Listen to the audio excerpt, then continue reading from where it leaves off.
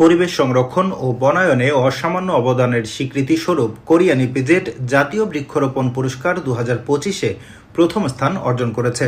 বৃহস্পতিবার প্রধানমন্ত্রী তারেক রহমানের কাছ থেকে ইয়াং ওয়ান কর্পোরেশন ও কে ইপিজেডের চেয়ারম্যান ও সিইও কিহাক সাং এ পুরস্কার গ্রহণ করেন।